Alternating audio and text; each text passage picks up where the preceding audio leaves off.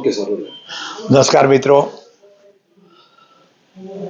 આજે 2025 જાન્યુઆરી મહિનાની 1લી તારીખ રાજ્યના લોકલાડીલા મુખ્યમંત્રી આદરણીય ભૂપેન્દ્રભાઈ પટેલ મક્કમ અને મૃદુ સ્વભાવના કે જેમણે બનાસકાંઠા જિલ્લાનું વિભાજન કરીને વાવ થરાદ જિલ્લો જે અલગ બનાવ્યો એના માટે અમને હૃદયથી દિલથી ખૂબ ખૂબ અભિનંદન આપું છું.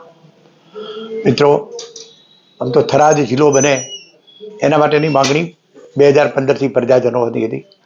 2012 પહેલાં તો કોઈ વિચારી પણ શકે નહીં, પણ 2012માં અત્યારના દેશના લોકલાડીલા પ્રધાનમંત્રી અને તત્કાલીન મુખ્યમંત્રી આદરણીય નરેન્દ્રભાઈ મોદીએ જે જિલ્લા અને તાલુકાઓનું વિભાજન કર્યું ત્યારથી પ્રધાન અપેક્ષાઓ જાગી હતી અને 2015થી થરાદ પણ અલગ જિલ્લો બને એ માટેની લોકોની માંગ ઉઠી હતી. 2012માં સોઈગામ અને લાખણી 2 તાલુકા પણ અલગ કર્યા હતા.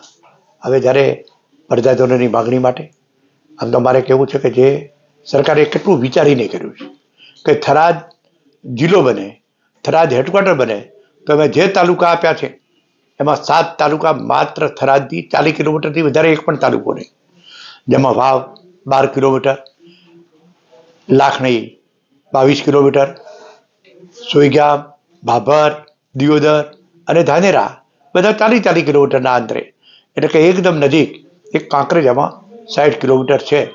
પણ જ્યારે સરકારે આ સતુત્ય પગલું ભર્યું છે પ્રજાને અનુકૂળતા માટે અને ખાસ કરીને બોર્ડરના જિલ્લા તાલુકા, આમ તો બોર્ડર જિલ્લો કહેવાય અમારો, પણ તાલુકા જે સોઈગામ અને માવસરી બંને તાલુકા જે બોર્ડરના તાલુકા છે, રણ વિસ્તારને અડીને આવેલા છે, પાકિસ્તાનની સરહદ ઉપર આવેલા છે, ત્યારે આ બંને તાલુકાઓ જેમ નડાબેટ ટુરિઝમ પોઈન્ટ બન્યું છે એનું ડેવલપમેન્ટ પણ થાય છે.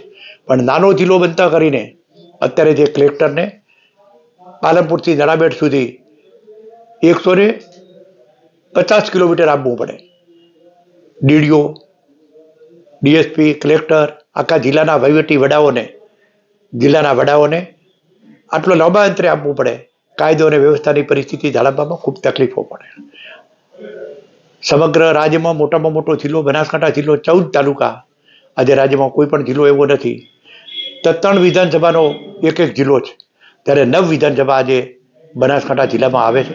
અને આ બધાને લીધે જ્યારે જિલ્લો જુદો પડ્યો છે ત્યારે મિત્રો અમને કોઈને આટલી એટલે ચોક્કસ પ્રજાજનોને અપેક્ષા હતી કે 26 જાન્યુઆરીએ રાજ્યના મુખ્યમંત્રી જિલ્લો જાહેર કરવાના છે.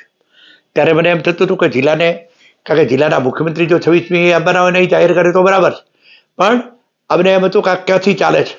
પણ પ્રજાજનો જે હવામાં ઉડતી વાત પણ ક્યાંકથી પકડે છે, એટલે અમે તો કે જાન્યુઆરીની 26 તારીખે જિલ્લો જાહેર થશે. હું ગઈકાલે રાજ્યના લોકલાડીલા મુખ્યમંત્રીને મળવા ગયો હતો. અમારા ધારાસભ્યશ્રી અને વિધાનસભાના અધ્યક્ષ આદરણીય શંકરભાઈ ચૌધરી સાહેબને પણ મળવા માટે ગયો હતો. એમણે પણ કીધું હતું કે જિલ્લો હવે તરત થાય. શંકરભાઈને પણ વાત કરી, એમણે પણ ચર્ચા કરી અને પછી શંકરભાઈને મળીને સીધો ગયો હતો રાજ્યના મુખ્યમંત્રી શ્રીભાઈ અને મુખ્યમંત્રી સાહેબ ભૂપેન્દ્રભાઈ પટેલ સાહેબને કીધું કે સાહેબ હું 9મા મહિનામાં કાગળ આપી ગયો છું.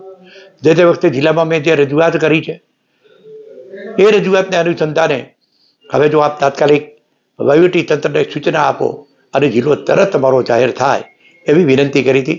સાહેબે બહુ પોઝિટિવ સકારાત્મક જવાબ આપ્યો હતો કે જોઈ લઈશું. અને આજે જ મિત્રો જ્યારે જિલ્લો જાહેર થાય ત્યારે આનાથી વધારે મોટું કામ કોઈ હોઈ શકે નહીં. આમ તો મિત્રો એવું છે કે જેમ મેં કીધું કે થરાદની આજુબાજુ બધા જ તાલુકા, 8 તાલુકા જે એમાં આપ્યા છે એમાં એક કાંકરેજ સિવાય બધા તાલુકા 40 કિલોમીટરથી વધારે ક્યાંય અંતર નથી. પણ સાથે સાથે મારે એ પણ કહેવું છે કે 2012 સુધી દિયોદર અને ભાભરનો પ્રાંત થરાદ, 2012 સુધી ભાભરની સબરજીટ, ભાભર અને દિયોદરની સબરજીસ્ટર ઓફિસ થરાદ, 2012 સુધી ભાભરની ખેતી ને દિયોદરની ખેતીવાડી કચેરી પણ થરાદ હતી. અને થરાદ અત્યારે વિકસિત સેન્ટર એટલા માટે છે કે થરાદમાં arts, commerce, science, agriculture, ITI બધી જ સરકારી સંસ્થાઓ છે. એક પણ પ્રાઇવેટ, બધી જ સરકારી સંસ્થાઓ હોય એવો જો આખા જિલ્લામાં એક જ તાલુકો હોય તો જે થરાદ છે. થરાદ બધી રીતે અનુકૂળ છે. વસ્તીની રીતે પણ અત્યારે થરાદ નગરપાલિકા છે. મોટામાં મોટો તાલુકો એટલે 123 તાલુકાનો, 23 ગામનો આ તાલુકો છે. આ બધું જ જ્યારે છે ત્યારે સરકારે ખૂબ સારી રીતે વિચારીને જિલ્લાને જાહેર કર્યો છે. અહીંના પ્રજાજનોને પણ મારે મિત્રો ધન્યવાદ આપવા પડે કે કેટલી લાગણી છે, કેટલો ઉત્સાહ છે. આજે જ્યારે 3 વાગે સરકારના પ્રવક્તા મંત્રી આદરણીય શ્રી ઋષિભાઈએ જિલ્લો જાહેર થવાની જાહેરાત કરી. આમ તો સવારમાં 11 વાગ્યાથી ચાલતું હતું, કેબિનેટ પૂરી થઈને તરત કે જિલ્લો જાહેર થાય છે, કેબિનેટમાં ચર્ચા થઈ છે.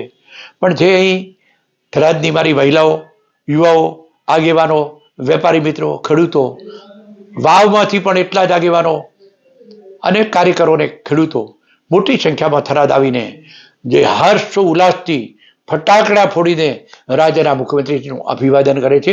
આનાથી મોટો ઉત્સાહ કોઈ હોઈ શકે નહીં. જ્યારે પ્રજાએ જે ઉત્સાહ બતાવ્યો છે, આટલા ટૂંકા ગાળામાં મિત્રો બધા જ કોઈને કહેવા નથી ગયું, એમને બધા સ્વયંભૂ ભેગા થયા છે. ત્યારે પ્રજાજનોને પણ હૃદયથી દિલથી અભિનંદન આપું છું, આભાર માનું છું કે તમારી જે લાગણી હતી એ રાજ્યના મુખ્યમંત્રીશ્રીને રાજ્યની સરકારે જ્યારે સંતોષી છે, ત્યારે તમારો સાથે સાથે દેશના વડાપ્રધાનને પણ આ તબકે આભાર એટલા માનવો પડે કે જે રાજ્યના દેશના વડાપ્રધાન શ્રી નરેન્દ્રભાઈ મોદીએ જે શરૂઆત કરી હતી એ સળંગ ચાલુ રાખીને ભૂપેન્દ્રભાઈએ પણ અત્યારે નવો જિલ્લો આપ્યો છે. અમને ધન્યવાદ, અભિનંદન આપું છું. ફરીથી બધા પ્રજાજનો વતી પ્રજાજનોનો પણ એટલો જ આભાર માનું છું કે એમને જે ઉત્સાહ અને આનંદ બતાવ્યો. પણ મુખ્યમંત્રીને ફરીથી ધન્યવાદ, અભિનંદન આપું કે સાહેબ, નવા વર્ષથી તમારી ભેટ આ બધી પ્રજાને ખૂબ આશીર્વાદ આપશે. અને સાથે સાથે જેમ અંબાબા પૂર્વમાં, પશ્ચિમમાં મારી નડેશ્વરીમાં પણ છે, થરાદમાં સેણલમાં પણ છે, આ બધાના આશીર્વાદ આપણા બધાના ઉપર ઉતરે અને આપણે ખૂબ કામ કરવાની શક્તિ આપે, દ્રઢ નિર્ણય શક્તિ સાથે કઠોર નિર્ણય લેતા પણ કરે. એ જ અભિલાષા સાથે મારી વાત પૂરી કરું છું. ભારત માતા કી.